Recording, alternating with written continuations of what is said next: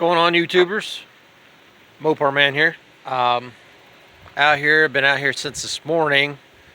Now it's kind of the afternoon. Been my day off.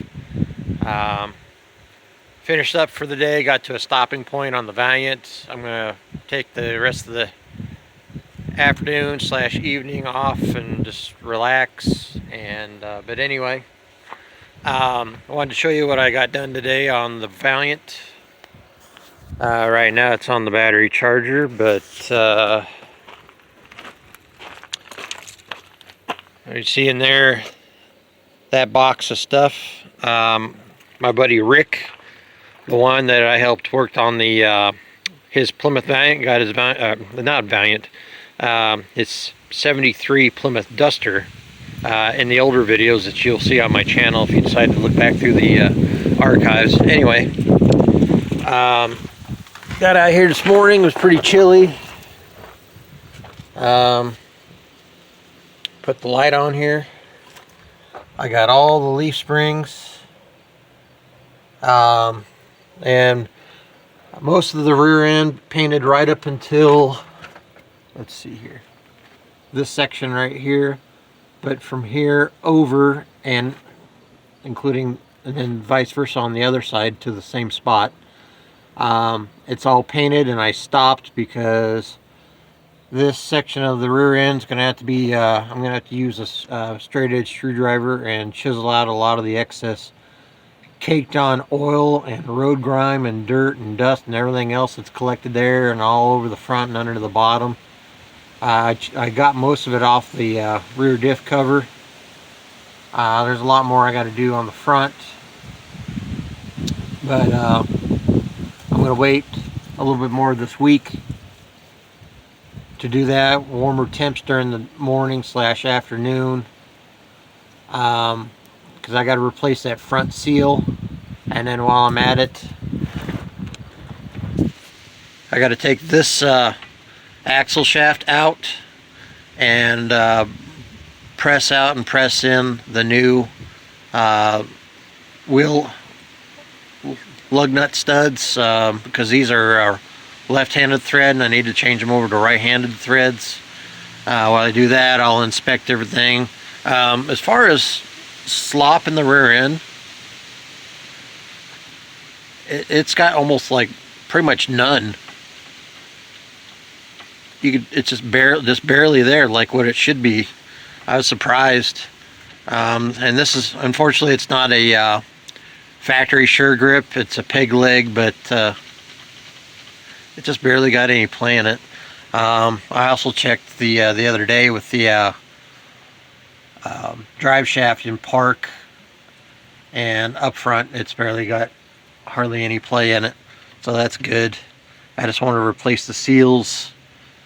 I'll also be able to find out what gear ratio was on the ring gear, because this car had no tag unless it just rotted off. Anyway, long story short, in that box of stuff that Rick gave me, with some odds and ends of stuff, that's like the first time I've actually got anything donated to me on the channel. Stuff left over. He bought like one of them big energy suspension bushing kits that has like, that covers like E, B, and A body and so on cars. So it had like 2 different sets of the front leaf spring bushings, plus the B body and E body, C body bushings. Then it had the different A body, the 1/2 inch and the 7/16 ones for the shackles. So today I spent and bolted this, both front, dropped it, and then if you want a little tech tip, when you go to take the old ones out and you want to leave the rear end, if you got like you're in the situation where you got to leave the rear end under the car, take you a drill bit, take you some cheap ones, and go in between the circular part here and the steel tube, and run the drill straight across in between the two and back and forth. You'll get a lot of, as you can see down here, what looks like black rubber shavings. Do that in a couple different spots, and you'll basically weaken that rubber bushing down to where chunks can come out. And then I basically I used 3 different bits: a small bit, a medium bit, and then the largest bit I could to get in between the bushing and this circular part here on the leaf spring. Not really bothering with what the technical term for that is. Anyway, did that, pulled some of the chunks out, and then eventually I tapped it out, and then there was a sleeve in there. I just used a Sawzall with a bimetal blade and laid it right across. I inserted it in through here where the bushing would go and laid it down on top of the sleeve, the inner sleeve in there, the sheet metal sleeve, and just let the Sawzall work its way back and forth across until I cut the sheet metal sleeve in half, and be careful not to cut into the leaf spring, and basically bent that out, and then used an impact socket and a long impact extensions, and just basically tapped that sheet metal insert out tube, I should say.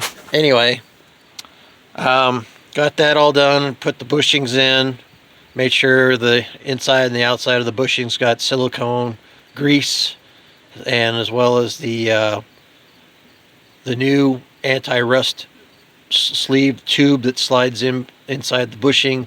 And then I just used the factory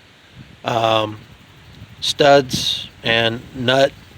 I cleaned them up and greased them also with silicone, 100% silicone grease. And then sorry, I'm crawling around on the ground here. I just got done disconnecting the shackles, the nuts that are off the stud that comes off of this one, and the one that hangs up here, whatever, the one so it pivots. Those snapped off. I'm planning on getting new shackles anyway, and I saved the mounting brackets for the shackles. I'm going to clean them up maybe tomorrow, get the old bushings out of them. And the only problem is the kit, the leftover bushings that was in the kit that Rick gave me. I had just enough polyurethane bushings to do this one here on the end of the leaf spring, and then that one over there on the end of the leaf spring, but not the uppers for the shackles, the shackle itself. So I've got the part number that's stamped on the back side of the polyurethane bushing. If anybody wants it, I'll put it in the description below. But anyway, as you can tell, I got some, since I got this bracket removed, I got to come in here some more and spray this anti-rust rubberized undercoating from Rust-Oleum. I got pretty much a lot of it done. I got to do some more through here. As you can see, it's kind of light instead of dark. I got to do that. I got to run a couple more cans through here, but I got most of the fender wells today. I'm going to probably do another coat. I just don't feel comfortable with that. It needs a good solid coat. But anyway, that's the progress. This will be part 1. I know it didn't really show you much as far as actually working on it, but you can see the oh, and on the inside of this curled tube of the leaf spring, when you pull the old bushings out, make sure you take a straight edge screwdriver and whatnot and run down through the inside of the tube, because there is some grime and rust chunks that build up between the bushing and this curled tube on the end of the leaf spring. And that'll cause obstructions when you're trying to put the new bushings in. So just clean that out, run some sandpaper around inside there, get it all nice and smooth, and then grease up the inside with silicone grease. And then I use the C-clamp, and just a heavy duty C-clamp, and just press those in. Same thing with those ones on the front. Now what I did have to do Ran into a problem since I was working by myself today. When I took these studs out and greased them up and go to put them back in, I had to lift the floor jack to lift the rear end up to get it to come up into the bracket here, but in order to get the hole on the bushing sleeve to line up with this hole on the bracket, I had to take a pickle fork, and when I still had the shackles attached, and basically stick the pickle fork up in between the two pivots on the shackle, and then down below press forward, and that helped push the leaf spring forward so I could get the bolt started. And as I had my arm stretched out from one side to the other, I was able to start the stud into the hole and get it lined up and put it in the hole there, and then just took a hammer and whatnot and started tapping the head in to get it started. So that's in case you're running that, you know what to do now. Anyway, short video. Like I said, it's the end of the day for me. I'm gonna get it cleaned up. Anybody out there know there's any 65 Barracuda / 65 Valiant taillight housing assemblies? Let me know. They don't have to be mint, as long as they're not banged up and busted or anything like that. As long as they're solid and they're not cracked, let me know.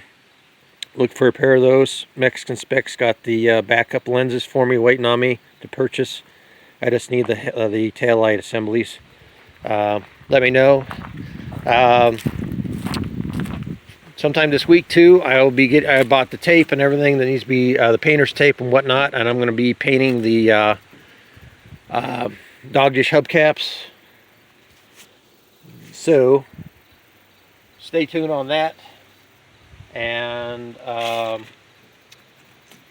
yeah, and the part 2 on the brake lines is coming up. I just had to get that finished today, so I can run the brake lines across the rear end.